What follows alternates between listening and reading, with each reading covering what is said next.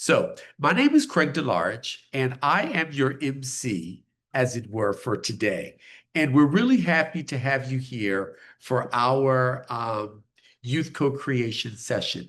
You know, we here at Headstream Innovation really believe that youth should be shaping the solutions that impact their lives.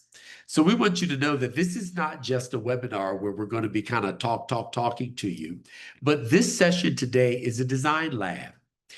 We're going to get messy, creative, and collaborative. You'll be working directly in groups of participants and youth co-creators where you will have an opportunity to learn from each other. We really are here to introduce a model where youth get to be the co-creators who play an important role in guiding and helping with the development of solutions that they will have to use. So let's start and quickly with a Zoom chat icebreaker. What we mean by that is we want to float out a question and we want to ask everyone here to answer in Zoom this question. What's something that you learned from your youth that surprises you? So all of us here have been youth. You're either youth or you have been youth. And we would like for you to enter into the Zoom, and we're going to be watching something that you learned or something that recently surprised you. So let's hear from you. Right now, we're going to be watching. I'm going to ask you to excuse my sinuses today. Well, you're not treating me too well. All right. Waiting for responses. My mother was often right. Okay, I hope you told her that.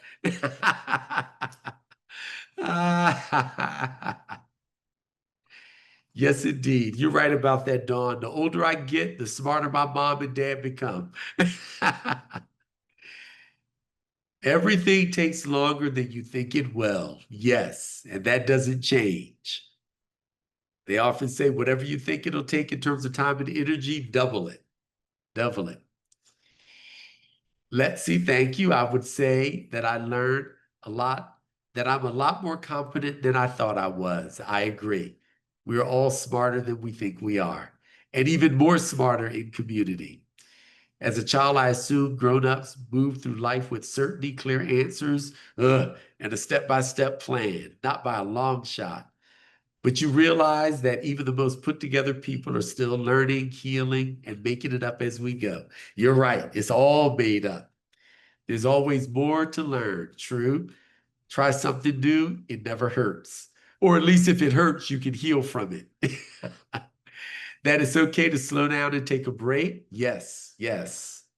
You get to choose what stresses you out. You really do. Nobody knows what they're doing at this age. No one has figured it out. They're all navigating. Okay, beautiful. So here's the thing. The reason we wanted you to answer that prompt is because we want you to bring those learnings and that spirit of play, of wonder, and of curiosity into what we're going to be doing next in terms of the breakouts. Now, let me ask this question. Has everyone at this point gotten access to the Miro board that we're going to be working on? All right, so we want to ask you to, all righty, and thank you, Melina. Just got a link into the chat so you can click and go in there and begin to get a bit acclimated in terms of what's there and the moving around. All right. Okay, now, when you get into the Miro board, we want you to float to the top that says musings and start. This is the first space that we're going to be working in. And what you're going to see in this space are three sections, okay? There's going to be a section that says a tool or program that you want to improve.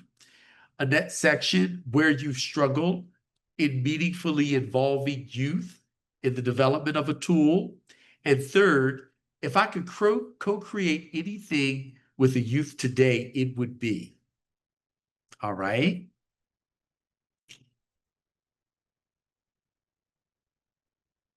And so what we want to do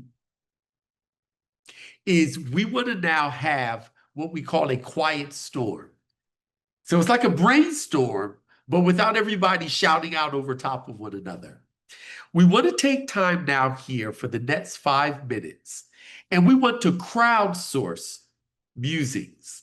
We want you to take time in the quiet, populating your responses in each of those three sections. I'm going to assume that everyone is familiar with how to create a Post-it note. I see some people doing it already, right? And we want you to put in as many ideas as you can come up with in each of these three areas. No need to rush. One of the things that, let me see if I can do this. I'm actually going to set a 5-minute timer to keep us on track. And so for the next 5 minutes, let's just take time to enjoy and magically observing how our ideas populate around these three prompts. 3, 2, 1. You like that Academy Award music? All righty, very cool, very cool. Okay, so very nice in terms of populating some initial ideas here. Now, what we want to do is the fishbowl. And Melina, I'm going to turn over to you now and let you navigate us as far as this portion of the program goes. Thanks so much, Craig. Okay, so hi everyone. My name's Melina. I'm so excited to be meeting you all and working with you all today. Dialing in very early in the morning from Melbourne, Australia. And I'm going to be setting up a fishbowl conversation with our Headstream youth co creation experts, Sabrina and Sidra. Now, for the youth co creators that are here today, I would love to invite your participation to jump into the fishbowl if there's something that you want to share or an insight that you want to add. What we're going to do here is we're just going to have a conversation about what came up in the silent brainstorm and what it is that we're noticing. Do we see trends? Is there something that surprised us? Is there something popping up there that maybe you've got like a tip about or some wisdom to share about the experiences that perhaps you've had with co-creation or providing input into like bigger services and that kind of thing. So I'm going to be setting up the little fishbowl now. Welcome, Sabrina. Welcome, Sidra. And I'm just going to be here on the side helping you along, but feel free to just have a conversation. Youth co-creators, if you want to jump in, you can either raise your hand or just drop something into the chat and I will pull you in and away we go. We've got about 5 minutes or so and let's see how we flow. Sweet. Thank you so much, Mel. Thank you, Craig. It's so nice to see some familiar faces and some new faces here joining today. Excited to get a chance to guide y'all creators. They are phenomenal. They are amazing. And I can go on and on and on talking about them because they genuinely make my job so much fun. I'm here with Sidra, who's an amazing program manager who works alongside me for the Youth Collective.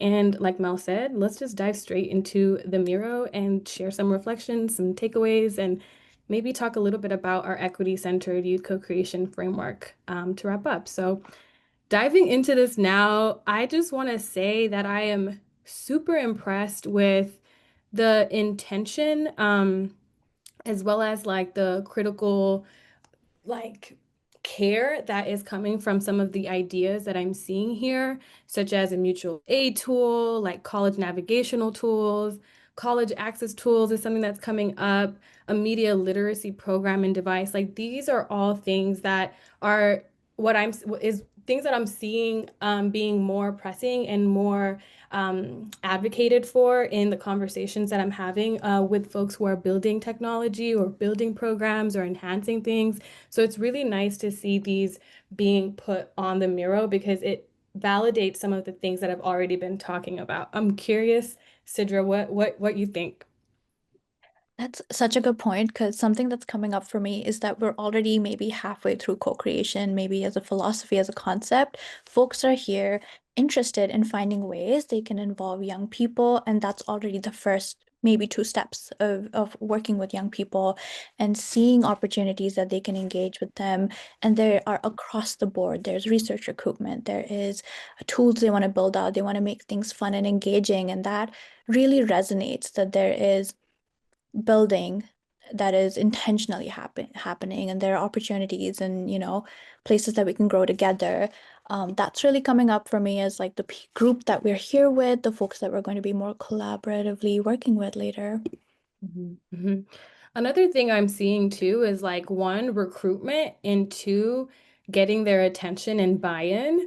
I think what I've seen with co-creation is the increase in adoption, the increase in engagement when we're doing co-creation. So I'm kind of wanting now to talk a little bit about our equity-centered youth co-creation framework, because it really does ground folks in an authentic and real way of wanting to work with youth that will increase engagement, that will increase their participation and willingness to design and co-design alongside you.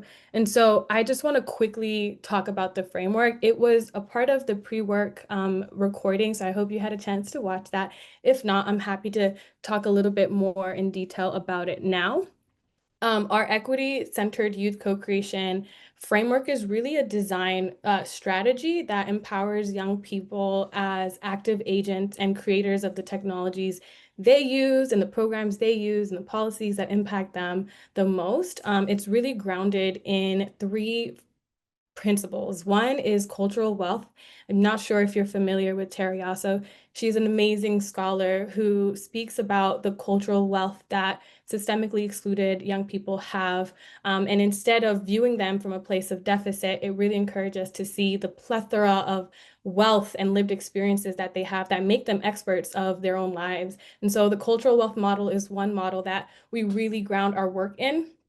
Another one is the Heart's Ladder of Participation, and it really shows kind of like the ways that you can engage young people in a visual of a ladder. And so the higher up you are on the rungs, the more youth-led and youth, I guess, advocated for participation. And then the more like on the bottom end of the rungs, it's like youth are not really being seen, youth are tokenized, youth are there, but there isn't a lot of support and engagement for them. And so co-creation is kind of in the middle towards top part of the participation ladder. And it really shows that for co-creation to take place, adults and youth have to co-create and co-design together, and there's mutual respect and decision-making power that comes into play. And then the last principle is really the equity-centered community design framework from the Creative Reaction Lab. Check them out. They're amazing. This framework is really a spin on human-centered design and takes into consideration equity and justice and how that plays a role in the ways that things are being designed. And so we take those three principles and created our own equity-centered youth co-creation framework that guides how we are creating programs internally and also externally to our entrepreneurs, our partners, and our program folks in our network. And this is especially important for systemically excluded or vulnerable groups, such as our young people, especially those who have intersectional identities, because traditional design and decision-making processes have often overlooked or misunderstand their unique needs and experiences. So when we are involving this type of framework, we're really considering all of the different facets of their experience and sharing that power, that responsibility to create better tools and technologies for all people. And so I'm curious, Sidra, if you want anything, if you have anything to add to that. I know I just rambled on for a bit, but maybe speaking to some of the ways our entrepreneurs have, engaged in co-creation with our youth.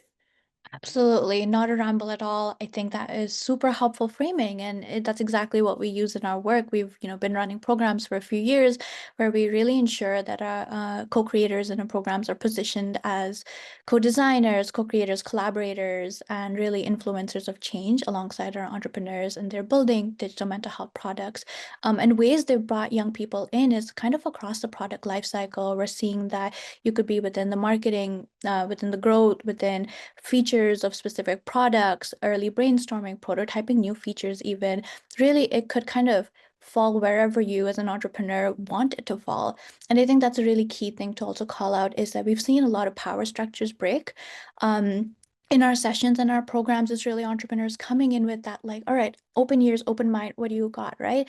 What are we feeling? What's emerging in our conversations? And some really key ways we've done this is through relationship building, just going beyond, like, we're here for co-creation, but we're also here to see each other as adults that are tech builders and young people with experts of their lived experience, and going from there, starting at the human first. And a lot of amazing impact has happened, business models changing, new features being developed. And I think that we have one of our alumni, Hafiza Mohammed, from Backpack Healthcare, really co-created with our co-creators a few years ago and built out a bibliotherapy with them, and has now raised Series A funding in the most recent years. And I think that that impact will definitely show when you're building with community and for those who you want to serve. Thank you. And she raised $14 million, just to say. Yes. I love that. Thank you so much for some of those rapid insights and just giving us a little bit of glimpse into the really, really robust body of work that Headstream and its community and ecosystem have been contributing to over the past, I don't know, 7+ years now. And it's obviously not Headstream. This is a whole movement, and we're really excited to be a part of it. Thank you, Sidra. Thank you, Sabrina. I'm going to shift us now into our design jam. So I'm just going to set Adam, sorry, what was the third framework? Sabrina, you got that? Or Sidra? I got it. I'll put it in the chat. Yeah, perfect. Thank you. All right, so what we're going to do now is we're going to jump in and we're going to have a little bit of a practice of co-creating with youth. Our next activity is a co-creation design activity called a Pass the Power Sprint. In the Miro, I'm going to bring everyone to me, and in case there's somebody who is not in the Miro, I'm going to drop an updated link into the chat right now. So it'll bring you to the right spot on the Miro board. What we've got here is 4 challenge areas. And what we're going to do in a moment is we're going to have the opportunity to choose which challenge area we'd like to do a little bit of a design jam on. So we're going to go into 4 different breakout rooms and we're going to have 15 minutes together. In the breakout rooms, we're going to have youth co-creators in each of the rooms. And we're going to move through a flow. So you can kind of see there's 3 kind of distinct sections in each of the challenge areas. The first one is really for adults to start to ideate, okay, what are the initial ideas come to mind when you think about addressing these challenges? If those ideas were 10 times bolder, what would they be? What are some of the challenges that you're really facing when you're trying to ideate, like to address some of these areas? Then we're going to pass the power to the youth co-creators and be like, well, what would you do here? What are you seeing? What would make you more empowered in this sort of challenge area? And then we're going to all come together and we're going to look at combining our ideas, redeveloping and refining, like to see what sort of solutions we can come up together. So we'll really be co-designing in real time with everyone kind of chiming in into that third section there. So does that make sense? The 3 kind of steps that are going to happen in the breakout rooms. Because we're wanting to give you an experience of youth co-creation, we're going to have these rooms pretty much be self-facilitated, but you will have a Headstream team member in the room with you, helping you along if you get stuck or just throwing something into the mix. Just trying to keep it interesting. And what I sort of suggest, we've popped it on the mirror here, is that we spend 3 minutes with the adult build, 3 minutes with the youth co-creators jamming and responding and adding magic, and then 8 minutes together in a redesign. Craig's going to be keeping us on time in the breakout rooms and letting us know how we're tracking. And what else do I need to say before I send us out? Also, co-creation experts, any final tips or advice you have? No, rooms are ready to go. Okay, excellent. We- So, yeah, No, I think we're good to go into the breakout rooms and get a feel for it ourselves. yeah, you good, Sidra? Yeah. All right, excellent. That's what we're gonna do. Shall I hit the So button? you can hit the button, you can open the breakout rooms, and folks who haven't chosen their own breakout rooms before, at the bottom of the Zoom box there might be a breakout room box or a more box. If you can click on more or breakout rooms and open that up, you'll have challenges 1 through 4 there, and you click on that blue button on the right hand side, join. To join, jump in there, come back to the main room at any time if you've got technical challenges. And Headstream team members, Sabrina's going to let us know where we're headed. Oh my goodness, welcome back, everyone. Yeah, welcome back. Look at these amazing storms. I hope that those laughs coming back in were indicative of the amazing time that you all had in your breakout rooms. What is that? There's never enough time. Like, what's going on there? We need more time. What we're going to do now is essentially we've got 10 minutes to go. I love that this is just a taste of the power of youth co-creation, and we're going to really quickly whip around the room and be able to hear from each of the different challenge areas about kind of what that was like. What do we notice? Do we get any sparkles? And then Craig is going to bring it out and pull us down. So I'd love to start with the challenge areas, the challenge area of like co-creating tools for digital health empowerment. How can we design programs that help youth critically understand, navigate, and advocate for their health in a digital world? There is an open invitation, no obligation, for one adult and one youth to share out in this challenge. Whoever wants to pop first is good to go. Adults, like, what was that like? What was made possible by the youth leadership in the room? And youth, like, what felt empowering here? What was that like for you? I'll start because I was in this group. I think what was made possible was some new ideas and also some affirmation of some things that I was on track with in terms of my approach. Amazing. Any youth you want to sing out or? I can talk for a bit. I think what was the nicest for me was like like that's like the point of this, but just seeing that there are like adults who care so deeply about what the youth has going on and like our mental health and like especially like being part of like minority groups. Like I'm both Black and a woman, so like knowing that people care about my demographic and want to make changes and want to see our mental health improve and things like that. It was really, really like it just like really made my heart feel so like fulfilled and happy. I love that. Thank you so much, Ifunanya. All right, the next challenge area, designing tech-enabled care with youth voices. Challenge area number 2, youth or adult, who wants to pop? I think it was interesting to learn from this 10 minutes is how to do better research with youth or to like learn from their experiences in an efficient way. Yeah. It's fast, but can be powerful, right? All right, anyone else from that room? I can say something. Okay. So something that caught my attention from looking at the adults idea is like I guess like mutual agreement that when creating apps or like for youth in mental health, they're really yeah, I just like brain freeze.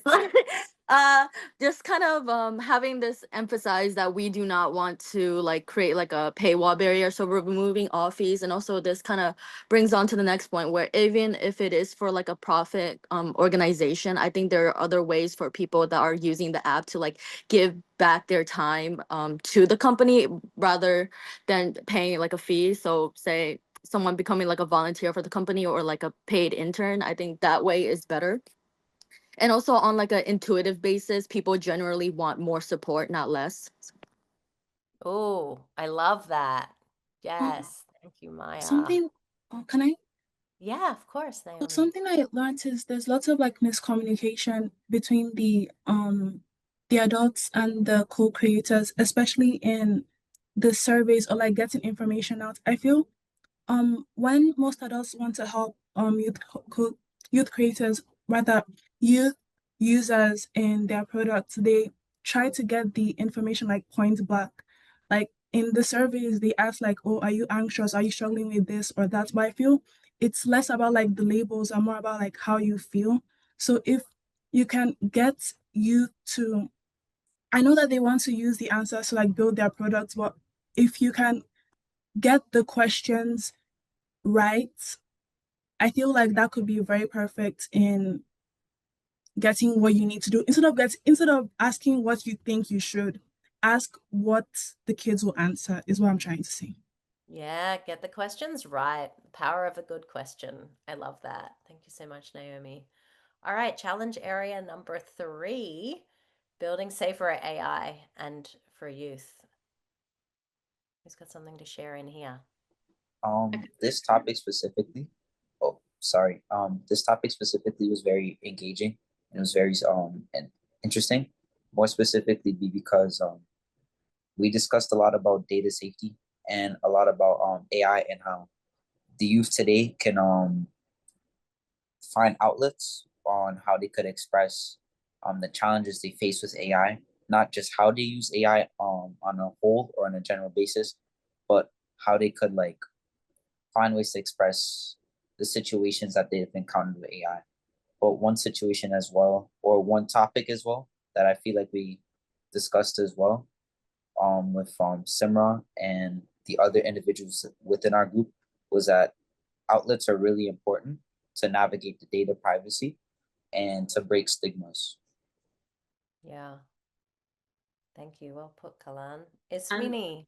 Yes, and to add to what Kaylin just mentioned, we spend a lot of time like going forth, back and forth in the discussion, and we didn't have much time to keep notes. But well, what we're saying is that like today's young people, they do have challenges that like adults in my age, I'm 27, not that old, but I could never imagine that's the same challenges to be like a reality for those young people 10 years ago. So like meet them where they are, like hear them, their feedback at the very beginning of creating these tools. It's one thing to create a tool like by adults, and then after hundreds of iterations include some feedback from the youth, and a totally different thing like to include them at the very first stages. So apart from like the topics, the thematics, the verticals, we also touched about like the timeline and when these feedbacks should be incorporated and heard in order to come up with these equitable tools that they serve people where they are. So that's all. Yeah. I mean, that whole room share out was just 5 minutes, and that was already just so much richness. Thank you so much for sharing into the whole room. I know it can feel like intimidating sometime, but the eloquence and the insight was just, yeah, really illuminating for me.